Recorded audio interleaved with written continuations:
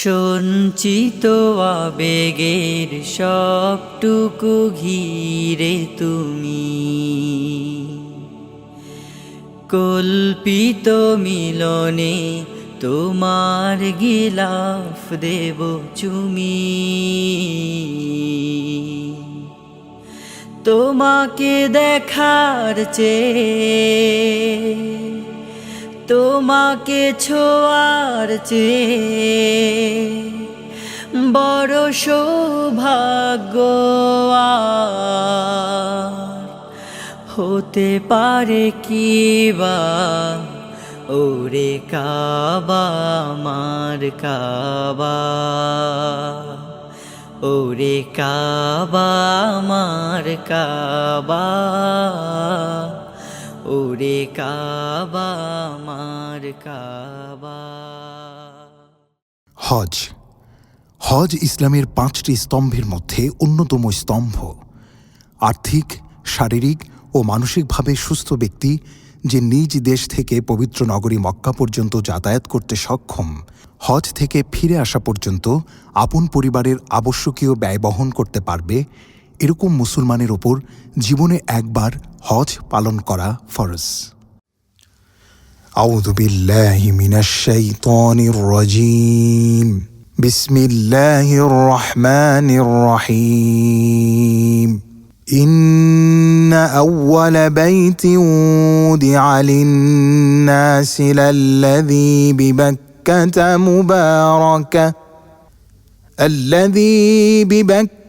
مباركا وهدى للعالمين فيه آيات بينات مقام إبراهيم ومن دخله كان آمنا ولله على الناس حج البيت من استطاع إليه سبيلا ومن كفر فإن الله غني عن العالمين। নিঃসন্দেহে সর্বপ্রথম ঘর যা মানুষের জন্য নির্ধারিত হয়েছে সেটাই হচ্ছে এ ঘর যা মক্কায় অবস্থিত এবং সারা জাহানের মানুষের জন্য হেদায়েত ও বরকতময়। এতে রয়েছে মাকামে ইব্রাহিমের মতো প্রকৃষ্ট নিদর্শন। আর যে লোক এর ভেতরে প্রবেশ করেছে সে নিরাপত্তা লাভ করেছে। আর এ ঘরের হজ করা হলো মানুষের ওপর আল্লাহর প্রাপ্য। যে লোকের সামর্থ্য রয়েছে এ পর্যন্ত পৌঁছার, আর যে লোক তা মানে না, আল্লাহ সারা বিশ্বের কোনো কিছুরই পরোয়া করেন না। হজ 3 প্রকার। 1. ইফরাদ, শুধু হজ। 2. তামাত্তু, 2 ইহরামে উমরাহ এবং হজ। 3. কিরান, একই ইহরামে উমরাহ এবং হজ। বাংলাদেশের হাজিগণ সাধারণত তামাত্তু হজ পালন করেন। আপনি হজের সফরে 23 কেজি করে 2টি লাগেজে সর্বোচ্চ 46 কেজি মালামাল বহন করতে পারবেন। এছাড়া হাত ব্যাগে 7 কেজি পর্যন্ত মালামাল বহন করতে পারবেন। হাত ব্যাগে কিছু পরিমাণ ব্যবহার্য দ্রব্যাদি রাখুন যাতে প্রয়োজনের সময় ব্যবহার করতে পারেন। যেসব ঔষধ নিয়মিত সেবন করতে হয়, চিকিৎসকের ব্যবস্থাপত্র সহ প্রয়োজনীয় ওষুধ সঙ্গে রাখুন। যে সকল হজ যাত্রীগণ সরাসরি মক্কা মুকাররমে গমন করবেন তারা বিমানে ওঠার পূর্বে ইহরাম করে নিন। যারা সরাসরি মদিনা শরীফে যাবেন তারা মদিনা থেকে মক্কায় যাওয়ার সময় ইহরাম পরে নেবেন। ফ্লাইটের নির্ধারিত সময়ের 6 ঘন্টা পূর্বে আশকোনা হজ ক্যাম্পে এজেন্সি প্রতিনিধি বা আপনার গাইডকে রিপোর্ট করুন। রোড টু মক্কা সার্ভিসের নির্দিষ্ট কাউন্টার থেকে অথবা এজেন্সি প্রতিনিধির কাছ থেকে লাগেজ কালার ট্যাগ সংগ্রহ করে লাগেজে লাগিয়ে কাউন্টারে বুকিং করে বোর্ডিং সম্পন্ন করুন।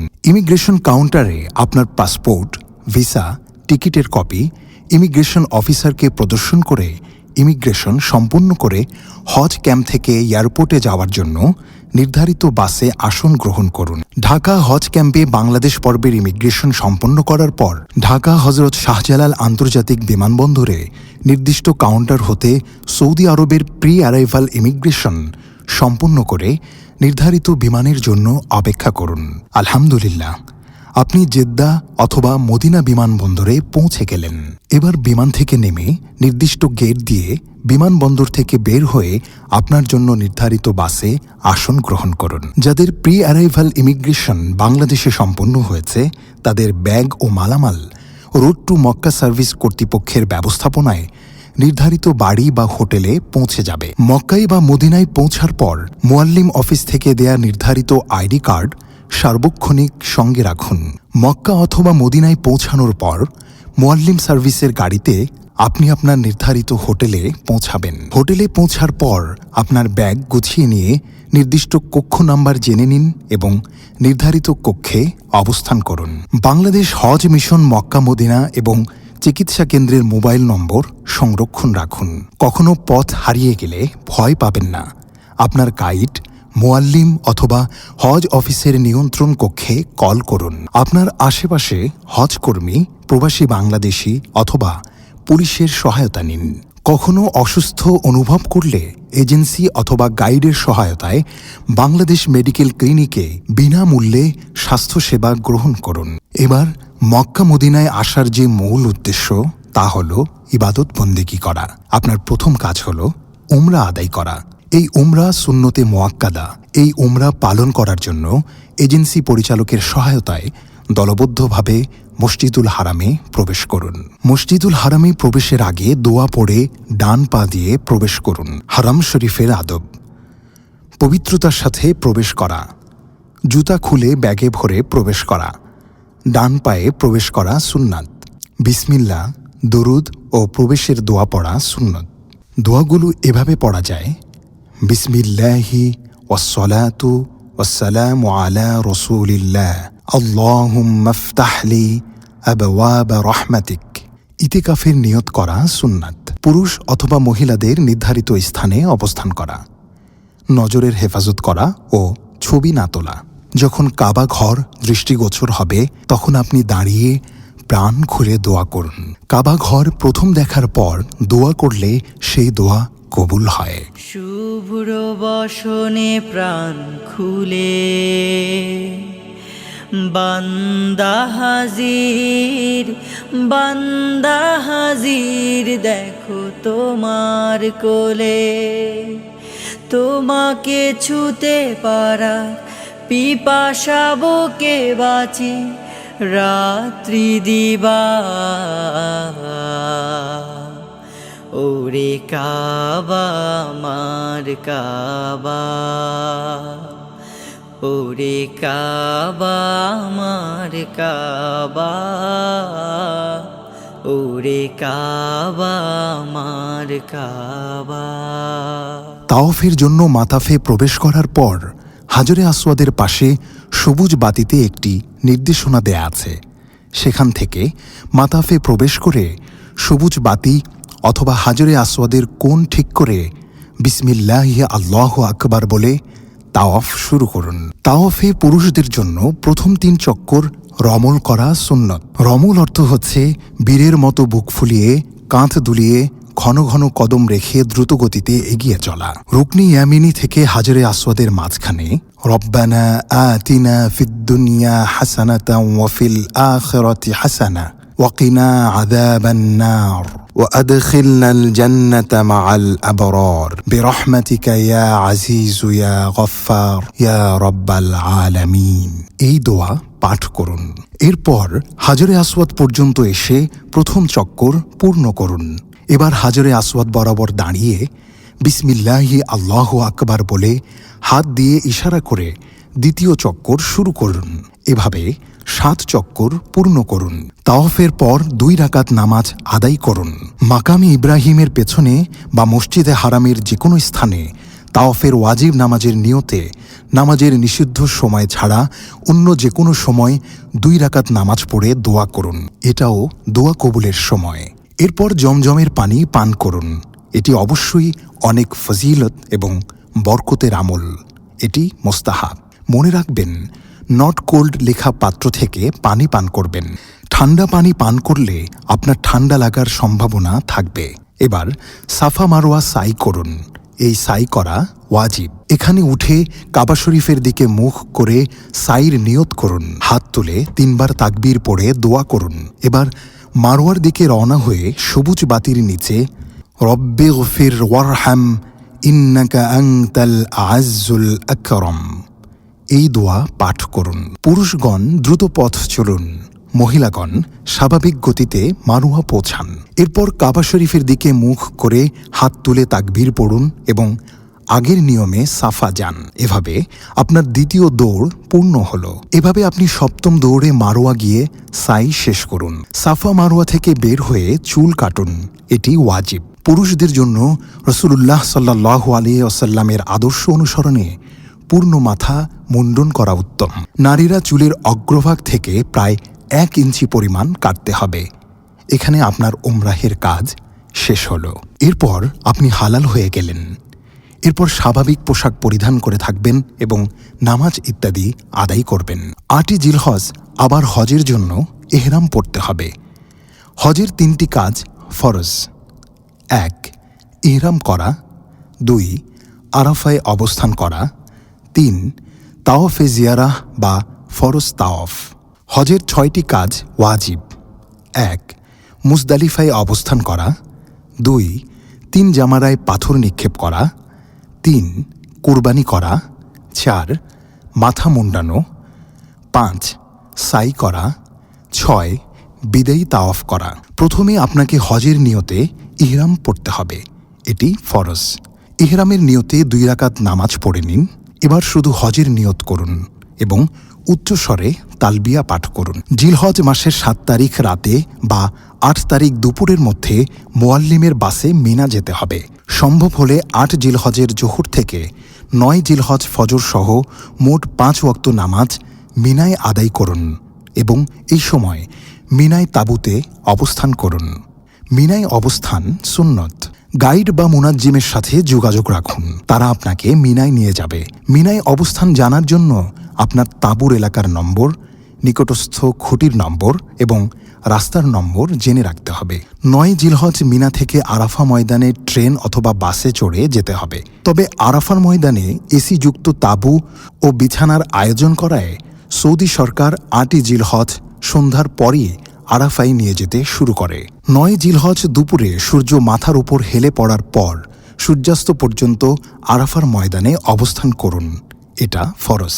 মসজিদে নামিরা যদি আপনার তাঁবু থেকে দূরে হয় তবে নিজ তাঁবুতে জোহর ও আসরের নামাজ আদায় করুন। সূর্যাস্তের পর মাগরিবের নামাজ না পড়ে মুজদালিফার দিকে রওনা হন। মিনা এবং আরাফায় নিজের তাঁবু হারিয়ে গেলে বাংলাদেশ হজ মিশনের তাঁবুতে যাওয়ার চেষ্টা করুন। এজন্য আরাফা ও মিনার ম্যাপ সঙ্গে রাখুন এবং মক্কা হজ অফিসের নিয়ন্ত্রণ কক্ষের ফোন নম্বর জেনে রাখুন। আরাফার ময়দানে অবস্থানকালে যত বেশি সম্ভব দোয়া করতে থাকুন। বেশি বেশি করে আল্লাহর কাছে ক্ষমা প্রার্থনা করুন। 9 জিলহজ সন্ধ্যার পর মুজদালিফায় যেতে হবে। মুজদালিফায় অবস্থানের জন্য বাস অথবা ট্রেন থেকে নামার পর পুনরায় কখন কোন জায়গা থেকে বাসে উঠবেন বা ট্রেন স্টেশনে যাবেন তা জেনে নিন। মুজদালিফায় অবস্থান করা ওয়াজিব। মুজদালিফায় পৌঁছে 1 আজান এবং 2 ইকামতে মাগরিব ও ঈশার নামাজ পরপর একসাথে আদায় করুন। মুজদালিফায় পৌঁছে ছোট ছোট সোলার দানার মতো 70টি কঙ্কর সংগ্রহ করে রাখুন। মনে রাখবেন 10ই জিলহজ ফজরের পরে সূর্যোদয়ের আগে কিছু সময় মুজদালিফায় অবশ্যই অবস্থান করতে হবে, এটি ওয়াজিব। মুজদালিফায় অবস্থান শেষ করে 10 তারিখ ফজরের পরে মিনার উদ্দেশ্যে রওনা হবেন। মিনায় পৌঁছে 10 জিলহজ ফজর থেকে সূর্যাস্ত পর্যন্ত শুধু বড় জামারায় 7টি কঙ্কর নিক্ষেপ করুন, এটি ওয়াজিব। 10ই জিলহজ কঙ্কর নিক্ষেপের পর দমে শুকুর অর্থাৎ কুরবানির দিন কুরবানি করা ওয়াজিব। কুরবানির পর রাসূলুল্লাহ সাল্লাল্লাহু আলাইহি ওয়াসাল্লামের আদর্শের অনুসরণে মাথা সম্পূর্ণ মুন্ডন করুন। মনে রাখবেন যে কঙ্কর নিক্ষেপ, কোরবানি করা ও মাথার চুল কাটার কাজগুলোর মধ্যে ধারাবাহিকতা রক্ষা করা জরুরি।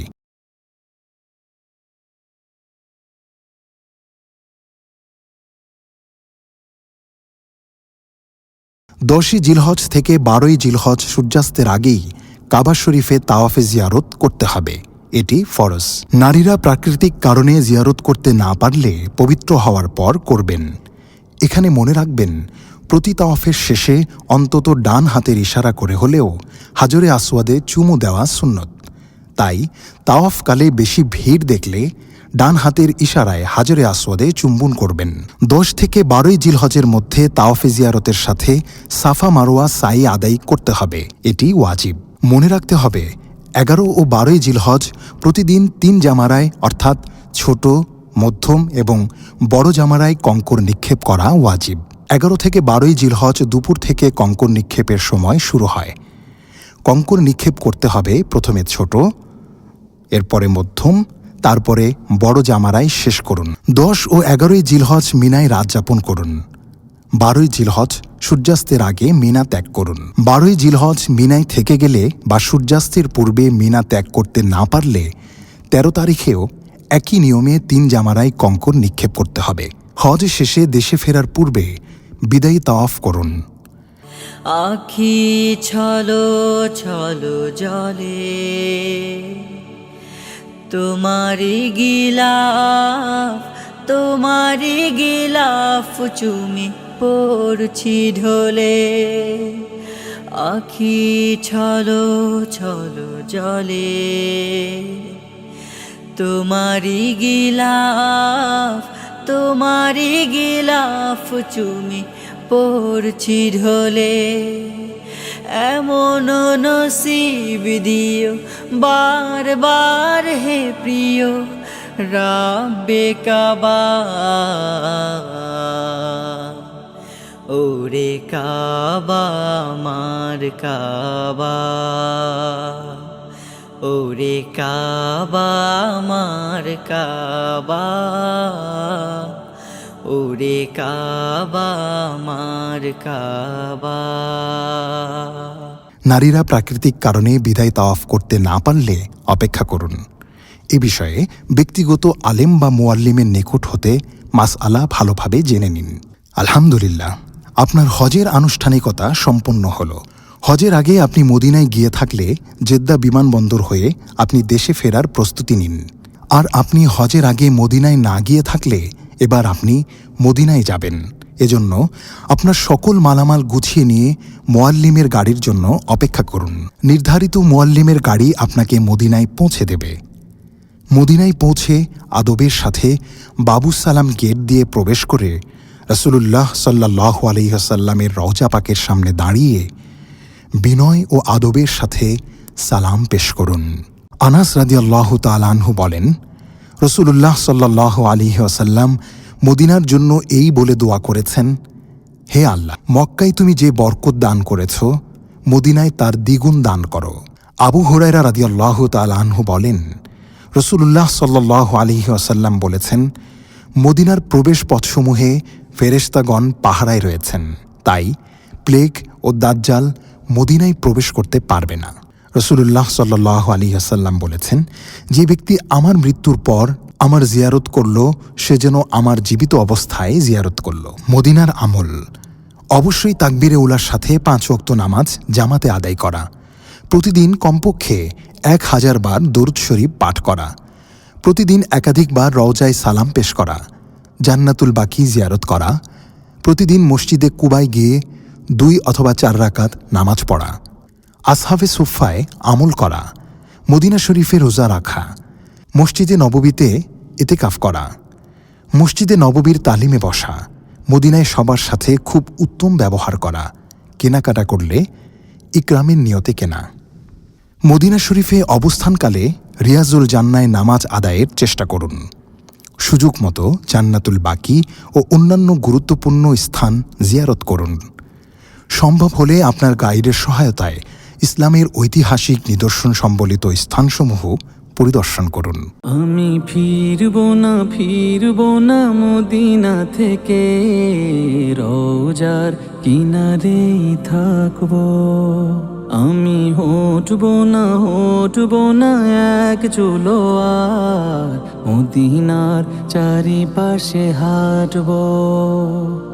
গভীর রজনীতে হেরেমের দরজায়, গভীর রজনীতে হেরেমের দরজায় মাথা ঠেকিয়ে পড়ে থাকবো। রোজার কিনারেই থাকবো, মদিনার চারিপাশে হাঁটবো।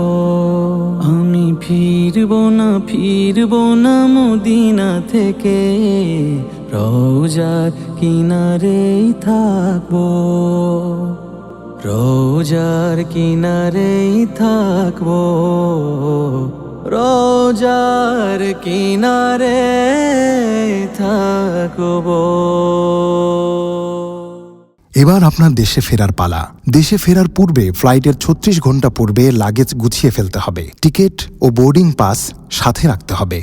জেদ্দা বা মদিনা বিমানবন্দরে পৌঁছে আপনার লাগেজ বুঝে নিয়ে চেক ইন সম্পূর্ণ করুন। মনে রাখবেন, লাগেজে কোনো অবস্থায় জমজম পানি নেওয়া যাবে না। দেশে ফেরার পর বিমানবন্দর থেকে আপনাকে জমজম পানি দেয়া হবে। আপনি পৌঁছে গেলেন ঢাকা শাহজালাল আন্তর্জাতিক বিমানবন্দরে। আল্লাহর রহমতে ইসলামের পঞ্চম রকন হজ প্রতিপালন করে আপনি দেশে ফিরে আসলেন। এবার হাজি হিসেবে সততার সাথে রাসূলুল্লাহ সাল্লাল্লাহু আলাইহি ওয়াসাল্লামের আদর্শ অনুযায়ী সারা জীবন চলার চেষ্টা করুন। আল্লাহ আপনাকে কবুল করুন।